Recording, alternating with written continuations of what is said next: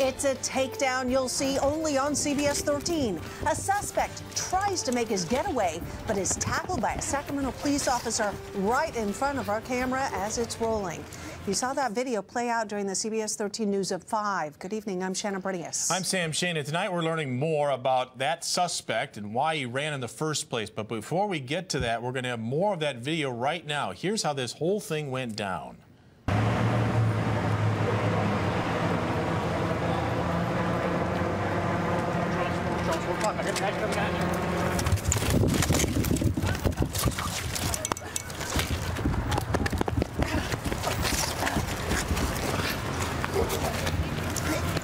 Lay over. No, I'm not. Just shut up. Please, roll over. Roll over. Just tried to get away from the police officer. Because I wasn't here. Roll over. I'm in position. Shut up, David. We got him.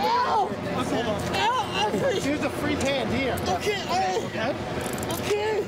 And there is much more to that story. CBS 13's Nick James is live in Land Park tonight. And Nick, we understand you heard from a good Samaritan. He jumped in to help police to take that man into custody. That's right, Sam and Shannon. This guy came from across the street to get involved. And really, let's start at the beginning here. Police were conducting some sweeps over at the RT station at 4th Ave in Freeport. They say their suspect took a swing at a cop and then took off. And as you're about to see, he tried escaping the perimeter by riding a stolen bike, police say, right through it. It was the commotion. The police were looking around all the houses going through the yard. Before the collision, Land Park neighbors watched the search with a helicopter circling overhead. That's what made me come outside. When suddenly, only CBS 13 cameras catch a glimpse of a man hopping a fence, hopping on a bike, and ducking his face to hide from our cameras, pedaling furiously down the street. The guy gets on a bike, starts trucking this way. I yell again, that's him! He just about landed in our photographer's lap, out of nowhere.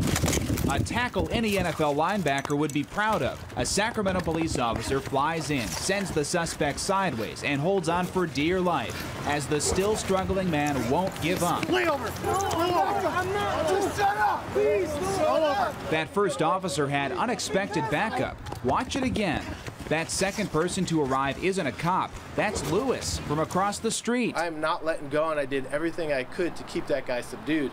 Holding his arm, holding his neck. It takes a team, but finally the suspect is subdued. Here's a free hand here. He's led away in cuffs, ripped shirt and all. It looks like he rifled through a number of bags back there. It turns out police say the suspect hid out in Todd Fisher's garage and tried to make a getaway on his wife's bike. I can't wait to show her the video. I mean, she's out of town right now, but I've been trying to get a hold of her to show it to her. It was quite a show in this Sacramento neighborhood. Only one neighbor wasn't content to just watch. People doing the right thing matters to me. He stepped in to help. The bottom line is that police officer puts his butt on the line every day, and I'm going to help.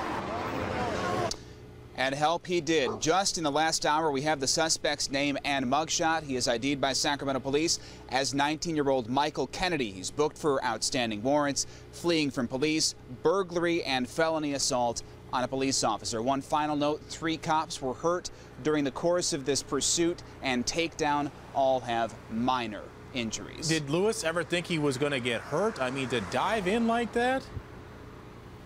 Well, I mean, he said he just felt like that was something he had to do. He was watching the commotion, of course, from his front porch, and then when he saw the suspect, he again, as he said the story, he realized that's the guy, and when he saw the lone officer try to tackle him, he figured, well, he'd better step in and try to do something. Of course, that's something police don't advise you to do, but they're certainly thankful that he stepped in to help. Instincts took over, not only with him, but with those officers as well. All right, Nick, thanks very much for that. What a story that turned out to be.